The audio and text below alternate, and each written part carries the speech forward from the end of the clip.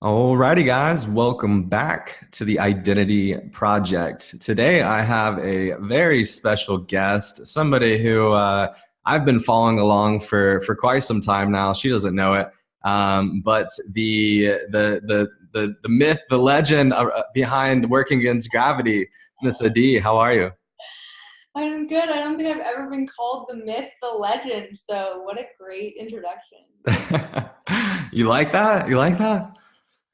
Yeah, I What's love going on? How are you? I know it's probably beautiful, sunny weather there in Austin as it is here in Dallas. yeah. Luckily, I mean, we're seeing each other on video right now. You can see like how bright and white my room is. It's like the beautiful 70-degree weather that's just like shining in my window behind my computer. It's great here. Yes, I literally, as soon as we got on here, I was like, oh, I'm so jealous of like your perfect lighting you have. I, I'm like looking up at my light right now, and I don't know what it is. I think I just need to get like new lights because it's still this like Get a dim ring yellow. light. You have to get a ring light that goes behind your computer. Yeah, is that what it is you have right now? No, this is a window. Oh, okay, okay. Michael's office is like terrible lighting. There's like an awning where he's at. So he has a ring light that makes him look better. Got it. Got it. Yeah, I'll have to try that. Hacks, right? So cool. So, like I was telling you before this and like the listeners know, I love kind of taking people back, way back to really like elementary school days and really just kind of learn more about their childhood and how they've gotten to where they are today. So I'm sure, there's a lot of the listeners out here that maybe know who you are from the nutrition world, but let's dive in and kind of share more of just your life story. So let's take it back. Where did you grow up? Where were you born? I was born in Toronto, Canada, in a suburb. I mean, I don't know exactly like where in the GTA. I think North York or like something like that. But I spent most of my life in Thornhill. It's a small suburb outside of Toronto. Wow, that's awesome. I didn't even know that. Very interesting. So did you grow up? Did you have like brothers and sisters? Were you only child? What did that dynamic look like? I'm the baby, so I am the youngest in the family. I have an older sister and an older brother. My brother's the oldest. He's 5 years older than me, and my sister is 3 years older than me. She's the middle. Got it. Got it. Very cool. So did you grow up like, I mean, were you always this like healthy outdoors person that ate healthy all the time and was super fit and all of these things? Or what did kind of your childhood look like?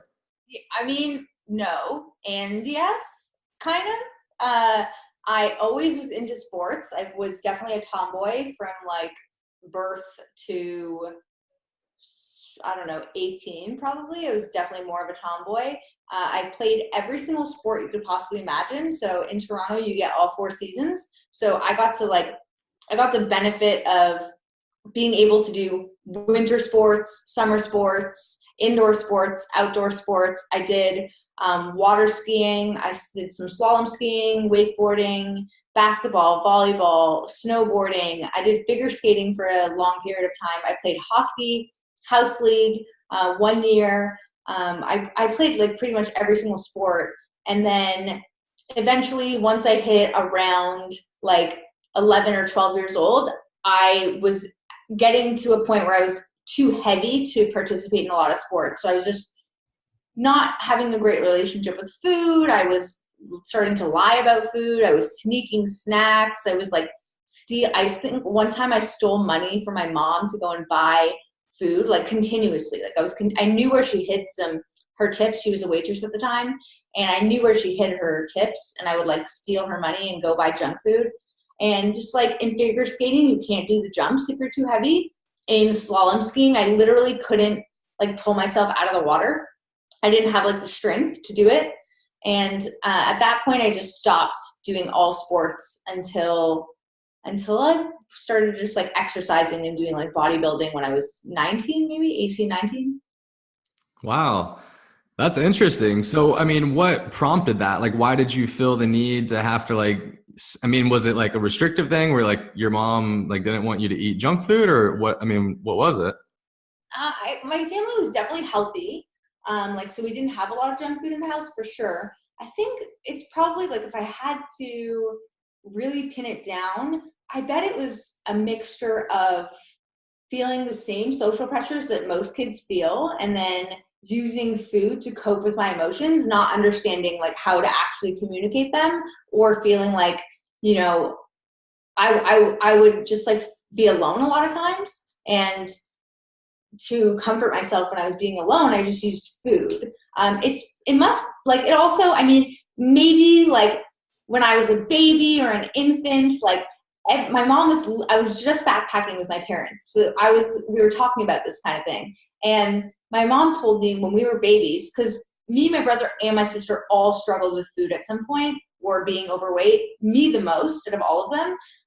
But she was telling me that when we were babies and we would cry, my dad would always be, the first thing that would come out of his mouth was, when was the last time you fed them? And like, he would always be like, did you feed the kids? Did you feed the kids?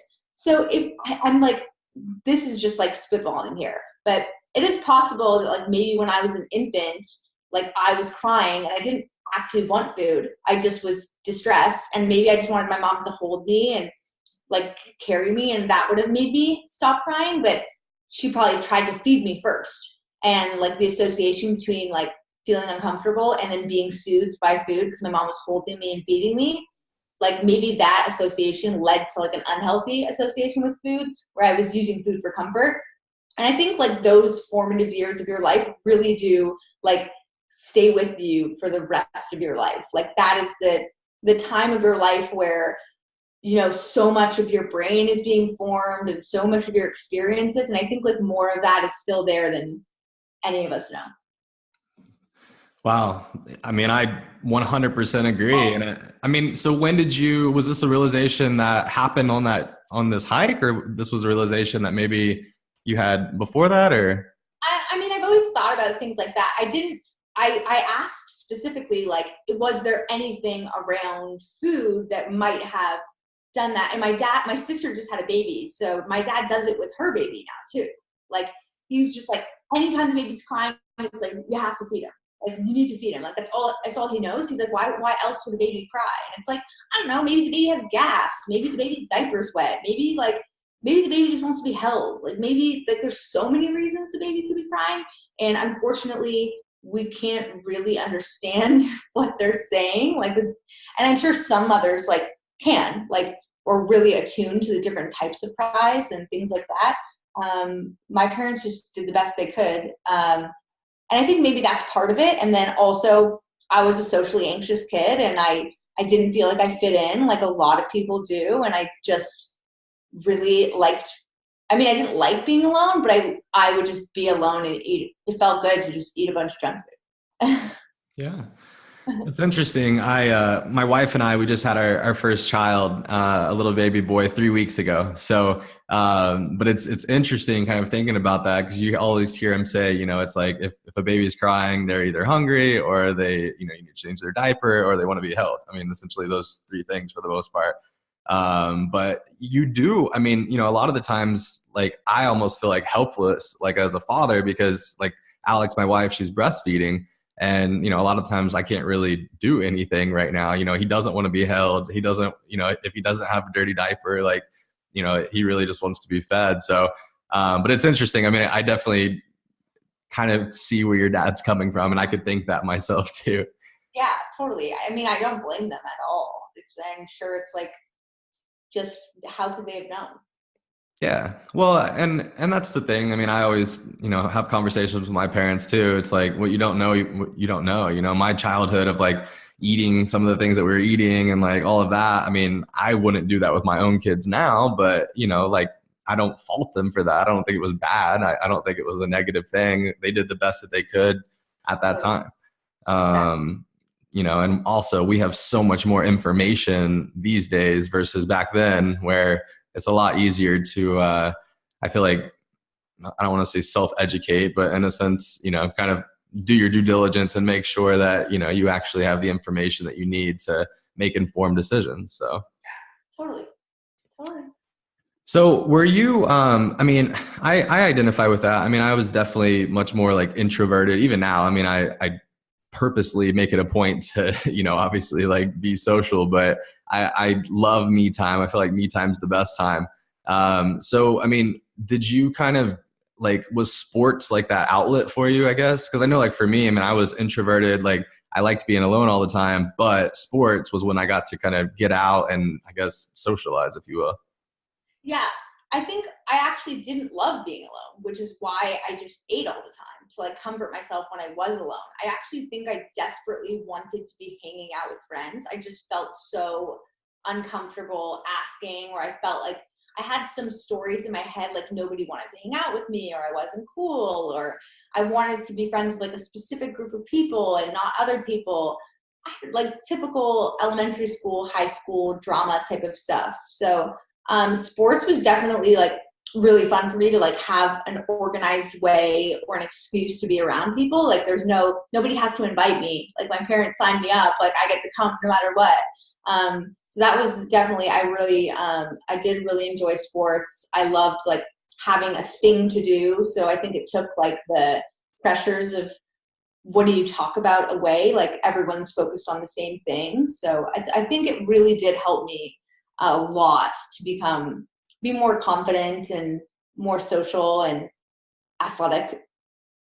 Yeah, that's awesome. I love it. So when you were transitioning kind of through these like middle school, high school years, I mean, you said you were playing a lot of sports. What did you kind of like segment down into like one sport or two sports like in high school, or what did that look like for you?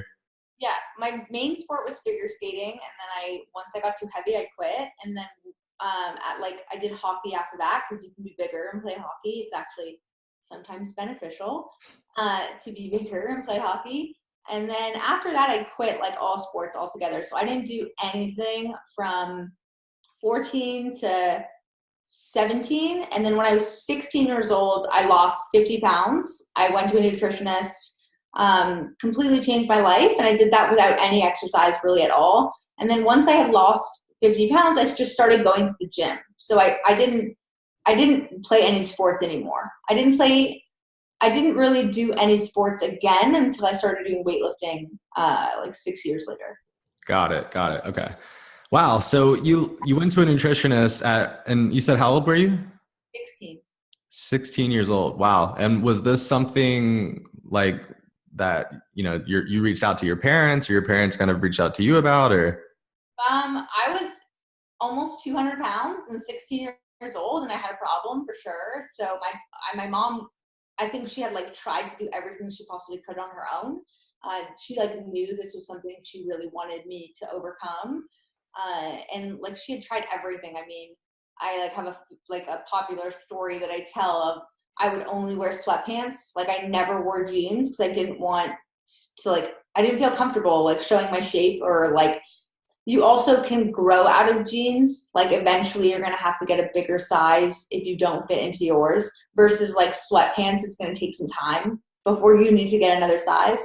So I remember like going to stores and my mom would beg me to wear jeans. She's like, I don't care how much they cost. Like, just please wear a pair of jeans. And I wouldn't. And I just remember her being like super sad, like so sad. Like she would cry. She was so sad about it. I knew I had a problem. I knew I had to do something about it. And then I had a couple moments of like, I was at some like a leadership thing for school. And then there was a girl that I was with. I was like a group of kids. And there was a girl that I considered her to be like a bigger girl. And her and I were walking together like ahead of the whole group. And she turned to me and she goes, isn't it crazy that like the two bigger girls are ahead of everybody else? And I was like, what? What do you mean? Like we are in the same category? Like she had categorized her and I together. But I, in my head, was like, I couldn't possibly be like in the same category as her, because like I saw her as the bigger girl, not me. And I think that moment for me was like, whoa, like this is not just like, this is like something everybody sees, not just like something I'm imagining in my head. So my mom just asked me if I would go to a nutritionist one day. And my mom is she's kind of like, I just do anything she says, really. She's 90, it's frustrating, but 99% of the time she's right. So I just stopped resisting it and I just do what she asks me to do. That's awesome. And so that's it just makes me think back. I mean, obviously we work with a bunch of clients, and like that, this isn't something that I dealt with, personally, but like have seen it in a bunch of other people. And, man, I just, it makes me think, like, when you were at that age, were you like, and I don't know if, it's hard, it's probably pretty hard to pinpoint it down, but like, did you like realize that you were, I mean, 50 pounds that's a lot, to lose. So did you like realize the weight just like slowly piling on, or was like, it was that moment that you just kind of had that realization when she said that? I don't know. I think I realized this slowly piling on for sure. It was like something I had like been upset about and struggled with for years, like a long, long time. And it was like, it probably started with I wasn't being social. So I would eat alone. And I mean, there's a lot of studies out there that show when you eat alone, you'll eat more than when you're eating around other people. And I would just like comfort myself by myself, and I would eat food, and that just like made me feel better. And it was just this like vicious cycle. Or I would try and do things myself, like I would skip meals, or I would try and exercise, or I would think I was eating healthy, or I would stop eating junk food, and then I would just like completely binge, or all sorts of things like that. I didn't know I didn't have the skills or resources to fix my issue, and I struggled with it for a really, really long time. I think like when I was gaining weight over the years, it even like further isolated me. Like was then now this bigger girl. And then I felt like that made it even more so that people didn't want to hang out with me or pay attention to me. It just kind of like kept this cycle going. Yeah. So you embark on this journey, day one of going to see this nutritionist. What were you thinking in your head at this moment? I was terrified. My heart was like completely beating out of my chest. I just like had no idea what to expect. Then at the same time, I was like hopeful that like this was something like my parents were paying for. It like seemed like really legit and official. And so I just like was really hopeful that this was actually going to work. And then the second we got to the appointment, the lady asked me to get on the scale. And I like didn't want to get on the scale in front of my mom. And I just didn't want her she had no idea how much I weighed. So I just like didn't want her to know. And she forced me to get on the scale in front of my mom. And I think like that moment was like the moment I was like accountable and on the hook. And it just like flipped a switch in my head, and it was just like game over from there. Wow. That's interesting. So when like I'm just kind of curious in like some of like the first steps. I mean, like what did y'all like, so were y'all meeting like on a weekly basis, or like what did that kind of look like? What did the program kind of look like? It looks a lot like what we do at Working Against Gravity right now, except what we do is completely online. So it was a weekly check-in with this coach, and I would go to her once a week, and I would weigh myself each week, and then we would work together on like how did my last week go, and I would create my own little meal plans, and she would give me some like advice on like what looked good, what maybe didn't. She would give me a certain number of carbs, fats, proteins, and she also had fruit categorized separately. And then she had like almost like Weight Watchers, like lists of different food items that would constitute as like a point instead of like measuring each gram. And I got to choose my own foods. I got to make my own meal plans. I like learned like what I liked, what I didn't like, and what worked for me and what didn't work for me. So it's almost exactly like what I'm doing right now. That's so cool. I mean, obviously it's probably come full circle a million times for you, but like just knowing like everything that you went through, and then how somebody was able to come in and like completely change your life, and then, to know what you're doing now and everything that you've built, and like just like the impact that y'all are making. Like, I mean, sometimes you just have to kind of pinch yourself and just like, oh my God, or what? Yes. I mean, it is crazy. It's crazy because like I was 16, I'm turning 29 next week. It's my birthday next week. And so it's been 13 years. And in those 13 years, I've had like 4 or 5 of those same types of experiences. It's not like, oh my God, I lost 50 pounds and my life was like puppies and rainbows forever. Like I've been spending 13 years working with coaches, struggling, falling, gaining weight, losing weight, switching sports, loving my body, hating my body, like the whole thing. And then now being able to like have 13 years worth of strategies to know how to maintain your success, and like at least have the tools to, when things are hard, you can you can do something about it. Like, I'm not just like hopeless, like, oh, I have no idea what to do with my nutrition. I have no idea how to feel good in my body. I'll go through phases where I don't feel that way.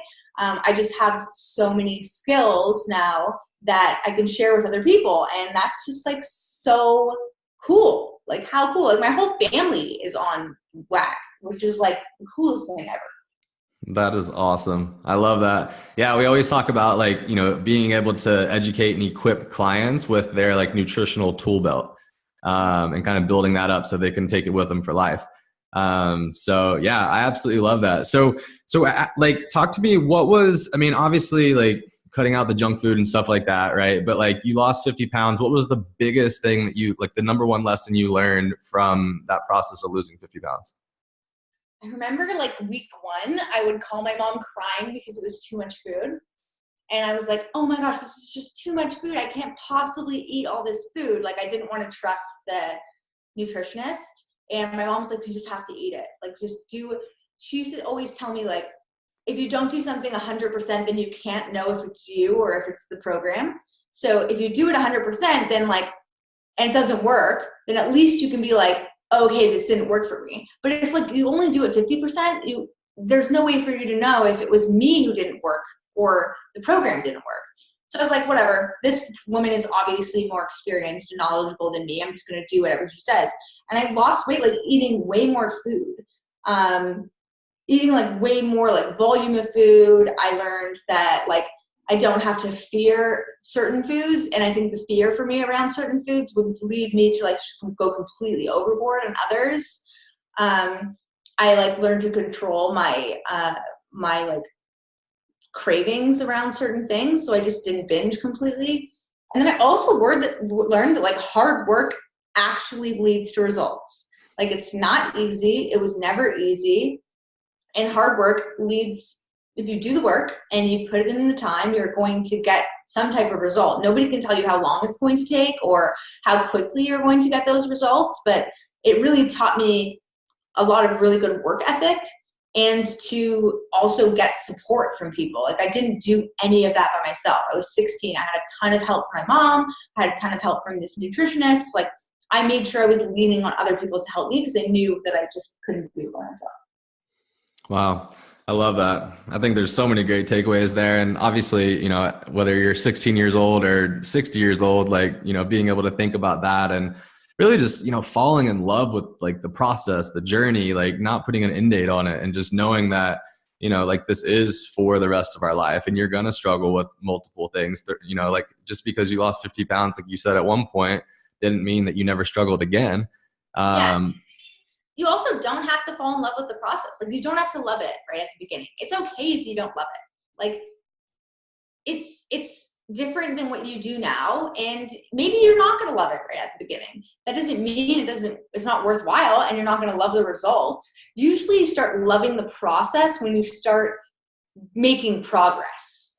If you're doing all of this work and you're not making any type of progress, of course you're not going to love the process. So it's like, hang in there, keep doing the work, ask for help, try new things, and know this is not something that just like ends. It's not, you reach a goal and then you're going to set a new one. And you don't get to just follow a nutrition plan and then go exactly back to the way that you were eating before without going exactly to where you were before.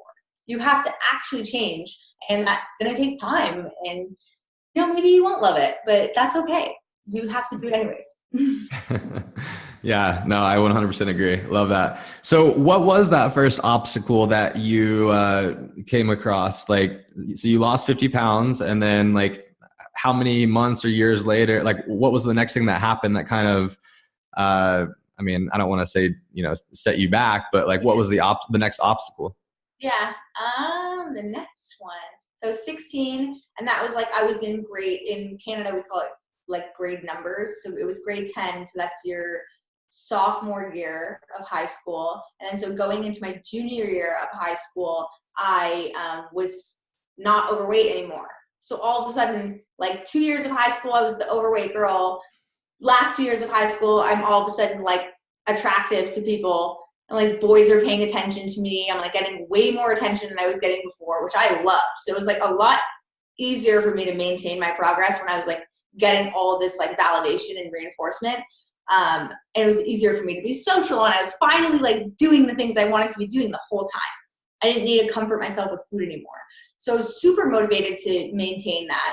I got a boyfriend in grade 12, and that was my first boyfriend, first like real boyfriend. And he did like bodybuilding at the gym. And so that was like where I first started, and I found CrossFit through him as well. And then my first struggle was when I got injured in CrossFit, and I like took an entire year off.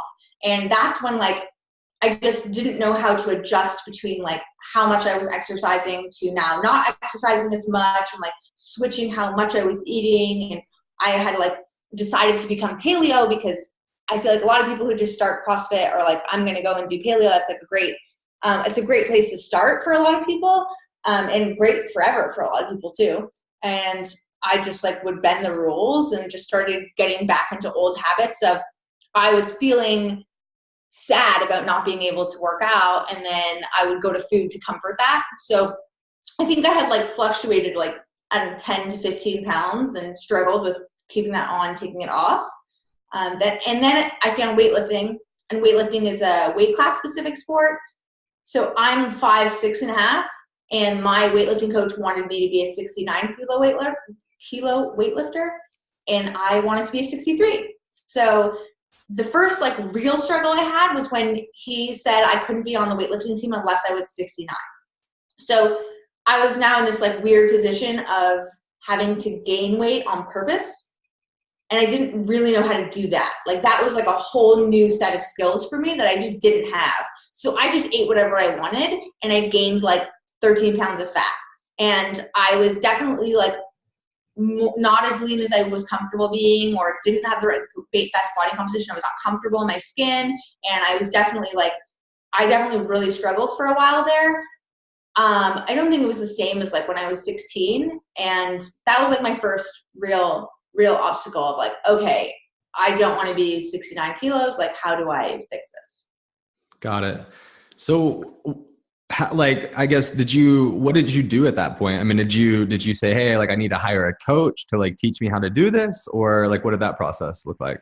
I hired a coach. Yeah. I mean, I am, if you've ever read Gretchen Rubin's 4 Tendencies, I am like president of the Obliger Club. I do much better with external expectations than internal expectations. I can say like, I'm going to do something for me, and if nobody cares if I do it or not, like nobody's holding me accountable or nobody's checking up on me, I probably won't do it. Like I'll probably keep pushing it off and do the things that other people are counting on me for first. And then maybe I'll be like, okay, I'll go to that thing, but it's much harder for me. So I hired a coach. Yeah, I hired a coach, and it's not like I didn't feel like I needed to be taught. I just needed somebody to make those decisions for me and to hold me accountable to it. So that's kind of how WAG started. So I went from the 69 kilo weight class to 63 using a coach who was a bodybuilding nutrition coach. And he just like, all he did was he gave me macros. He just gave me a certain set of macros. I think he maybe sent me like 4 words across the entire time that we had been working together. But I had already had a lot of the skills of like how to manage my own nutrition from like years prior, doing that for myself, like all the years prior. So I didn't really need him to teach me those skills. But with that accountability, I made it from 69 all the way to 63. Got it. That's awesome. I mean, honestly, like I'm such a big believer in it, like, you know, in coaches needing coaches, right? Because there's so many, like, I feel like a lot of the times, like clients will presume that, you know, hey, like my coach, you know, like has it all figured out. And, you know, obviously that's not the case. And if that's what they're trying to portray, then, you know, they're telling some bullshit story, honestly. I still have a coach today. Yeah, I love that. And I'll go through phases. Like sometimes I'm like, I don't feel like necessary to be checking in with my coach every single week. And I'll go through phases where it's once a month or once every couple months. But when I'm like really wanting to make a change, for me, having a coach is the best way for me to actually get results. I love that.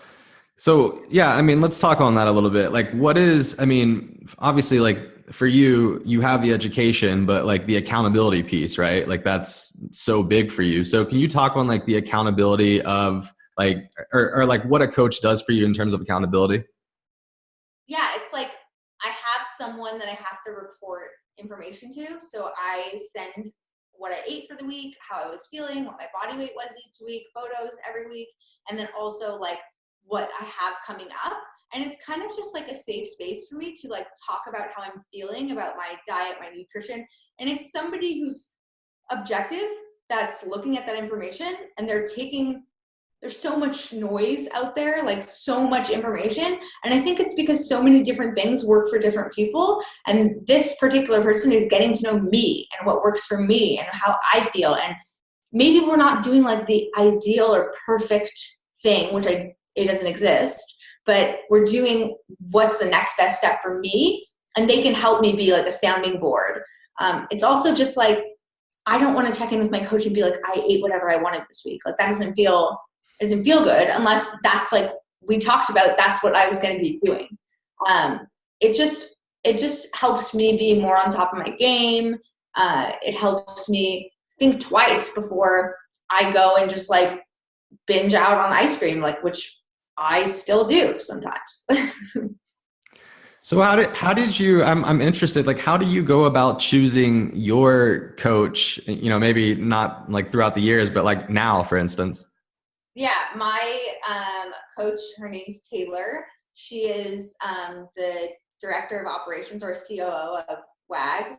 I mean, I know at this point I'm not looking for someone to like give me necessarily like tips on how to travel and eat or tips on how to eat at a restaurant. Like that stuff is it's been 13 years of doing all that kind of thing. So it's more just like someone who really understands where I'm at, understands where my goals are. She gets me like emotionally and mentally as a person. And she knows when to not say something and when to say something. If she like all of a sudden sent me like a list of protein options, like how to meet my protein, I'd start laughing. I'd be like, come on. Like, it would just be like, she just knows me. She's been working with me for 4 years. So right now it's mostly just somebody that I trust and someone that I know is going to hold my vulnerability safe. I think that like for nutrition is the most important thing. We have a list of, I think it's 7 values of like what WAG values in order of importance. And the number 1 value is client transformation, but the number 2 is safe and judgment-free zone for both staff and for clients.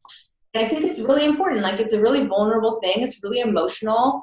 If I want to talk about going home to my husband's family in Louisiana and how like eating food there makes me feel without any judgment or somebody like telling me what to do, like, and just listen to me.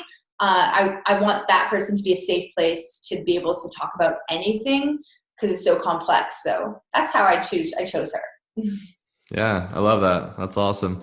So you said around that time is kind of how WAG started. So like let's dive into that a bit. Like well, first off, where are y'all at now? Like how many coaches do you have? And I don't know if you want to disclose exact numbers or anything, but just, and then like where were you at back then when y'all started?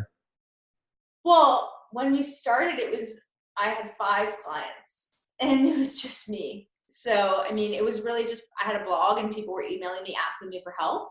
And I had been working with that coach who like just gave me numbers every week. And I was like, man, I could do this so much better than this guy's doing. And he was charging more than I charge now. So I was like, oh my God, I'll charge people like $50 a month, like no big deal. And I did the first 5 people for free. And I was just like, I'm just going to do this. I was just training. I was just being an athlete. I was working for cash. If you know Travis Mash, one of the members at his gym, I was like peeling shrimp at his house for cash.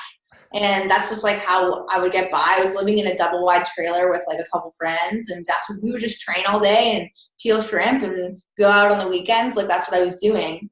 And now we have 30 coaches, and I promised I would never say how many clients on a podcast ever again. That's awesome. That's so cool though. So like, I guess reversing back here a little bit, so you said, obviously the having to put on the muscle mass, right? Like when you had to get into the weight class. So what was like the next struggle after that? So the next struggle after that was when I stopped competing in weightlifting. So I had got back to down to the 63 kilo class. I won a bronze medal at senior nationals in 2016.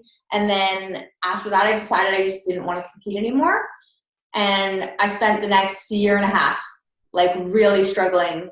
I went through like, who am I if I'm not an athlete anymore? Why would I even exercise if I'm not training for something? Like, I didn't want to go to the gym. I didn't want to track my food. I wanted to eat whatever I wanted. I also happened to like be in like a new relationship with my husband. And so we would travel all the time. We just wanted to eat at new restaurants, and we kind of enabled each other. Like we were both in that phase. Like he had stopped competing, and we were both kind of going through the stage of like, what's the point of exercising? Like we just were totally not, we were not being good to ourselves. And that went on for like a year and a half. I was like on and off. I would go to the gym. I would not go to the gym. I'd be motivated. I would track my food for 5 weeks, and then I'd be like, oh, screw it. Like, I don't want to do that. That was my next obstacle. It was just a transition in my life where what was working for me before wasn't going to work for me anymore. So I had to find something new. Yeah, I mean, that resonates with me so much. I talk about it all the time. I mean, I was like an athlete my whole entire life. And then, that transition of like competing in sport to competing in the game of life, essentially, it's tough. It's challenging. I mean, it's like an identity crisis. Like I talk about it all the time. It's like, look, when I was competing in CrossFit, like, and looking at me now, like, I'm never going to be that strong. I'm never going to be that fit. I'm never going to be that shredded, like none of those things, and so, yeah, I mean, I actually got really burnt out after competing, and like pretty much took like for the next like 2 or 3 years, it was hard to make the gym like a priority again. Yeah, totally. I went through the exact same thing. And it was just like, what's going to be the new, like, it's not, I didn't just like give up on myself. I wasn't going to be like, I spent that year and a half trying the same things, trying old things, trying new things, like over and over again, because I knew I was just needed to find what was going to actually stick. Like, what was the new thing that I'm actually going to stick to, that I'm actually motivated by, and is going to also get me the results that I'm looking for. It took me a really long time to figure it out. And it was, I mean, those are dark days for sure. And I'm sure I have more ahead of me. Like, what happens when I get pregnant, and what happens, like, who knows what type of pregnancy I have, or what happens after I have the baby, or second pregnancy. Like, I'm sure there's so many different phases of my life where I'm going to go through similar types of scenarios. And hopefully the struggle is just not a year and a half. And I keep building my own repertoire of tools. Like, my toolbox is not full, and I've been doing this for 13 years. Like, I still think there are more tools that I can add to my toolbox to help me in future scenarios where I know I'm going to go through something similar, and then I'll have to try something new, and what's going to stick then. I love that. I think that's like a phenomenal mentality to have, like, towards life, like, because there always is going to be that evolution. Like, we get older, like we have kids, like we become grandparents. I mean, there's so many different things. And so, I just absolutely love that. What was it for you? Like, that shift from Olympic lifting into what was next? What did you finally find? So, so 2016, May 2016, and then all the way to August of 2018, which was last year, is when I was really struggling. And finally, Michael and I went to Burning Man last year, and it's like this big festival in Nevada in the desert. So much fun. And then there was like a lot of things in our life, like, kind of just shifted after that. Like, we were part of a very intentional group of people that like really went there. We sat through a lot of seminars. We did a lot of personal development talks there. We just did a lot of like thinking about our life and the kind of people that we want to be. And Michael and I, right after that, we both took on a challenge each. And this just this skill just like happened to work for this time in our life. Like it might not work for everybody all the time, but I started a 180-day challenge of moving for at least 30 minutes every day. And I needed it to be very, like, I needed to aim really low. Like I kept not aiming low enough. Like I'd be like, oh, I'm going to go to the CrossFit gym 4 days a week. Driving there became a hassle. Like I didn't want to do it, or I would do work instead of doing that. So I was like, 30 minutes of movement means I could walk the dog. I could just go for a walk. I could do a 30-minute yoga video on YouTube. I can accumulate, 10 minutes throughout the day. Sometimes I'll do like 5 burpees, 5 squats every minute for 10 minutes. I have an app called 7 on my phone. It's like 7-minute workouts where it's like just body weight stuff. It wasn't like I had to run a mile, like it was just 30 minutes of intentionally declaring like I am moving my body right now. And then I put a consequence if I missed a day. So I started that October 4th. I think I'm on like day 171 or something today.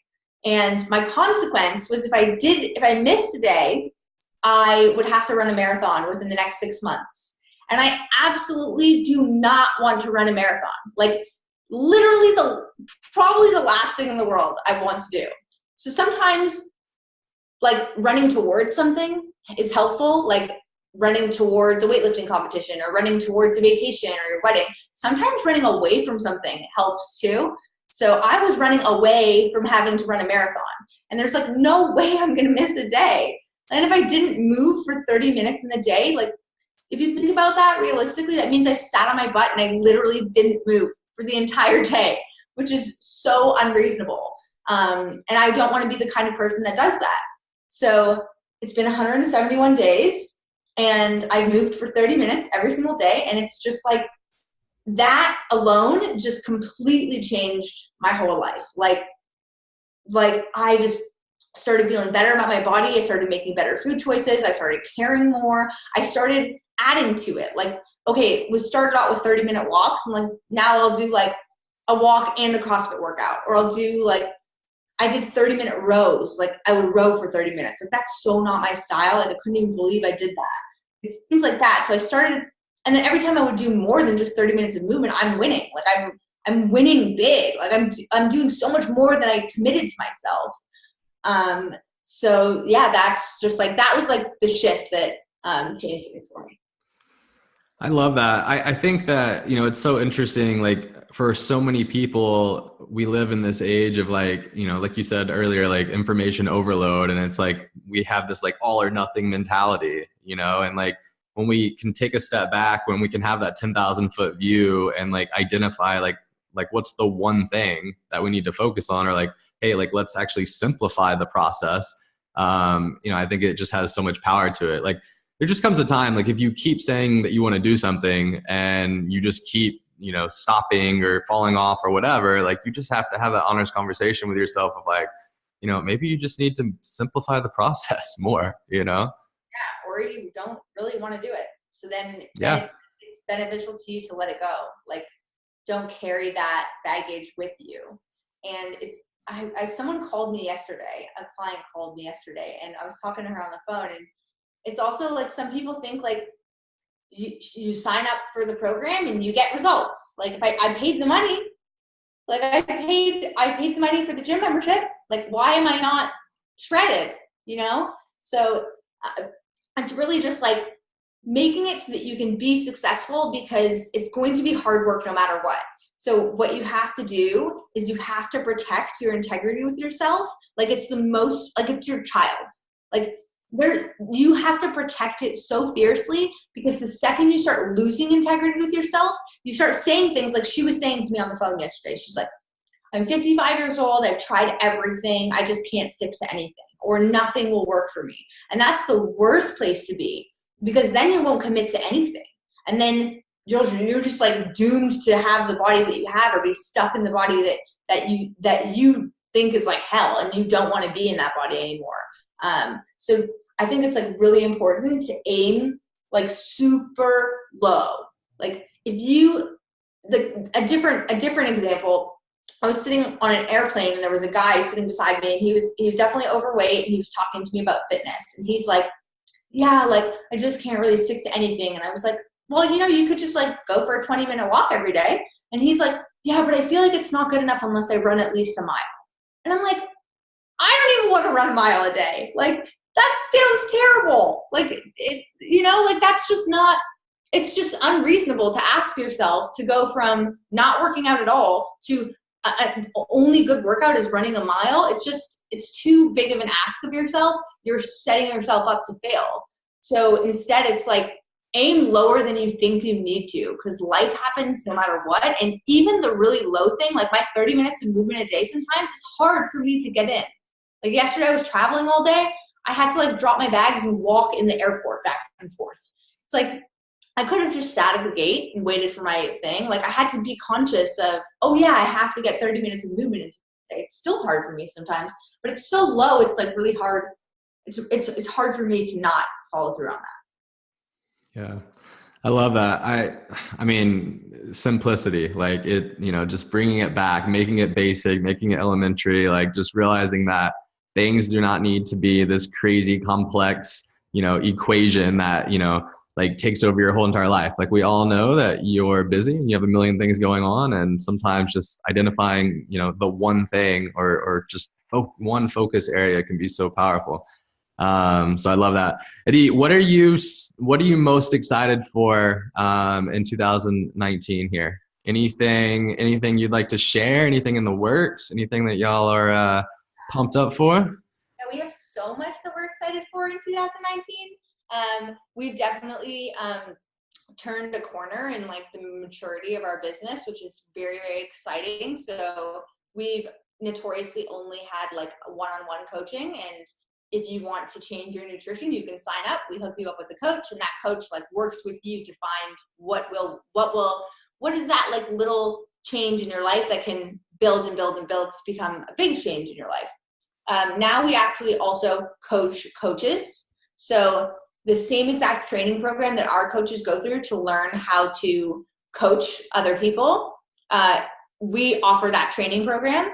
Now it's like we're going on our second launch of that program. So we're doing only 50 people at a time just because we want to like test it. We're working with some new softwares, and we like to move slow and make sure that we do things of like the highest quality before we just like blast it out to the world. So we're launching to 50 more people on April 3rd, which is really exciting. And it's basically like how to set up nutrition programs for people, the science behind nutrition. But I think the coolest part about it is we do a lot of like the psychology behind what holds people back, what limits people, how to respond to actual check-ins with clients. Like we'll give you like a sample check-in as well as like advanced sample check-ins, like really difficult client scenarios.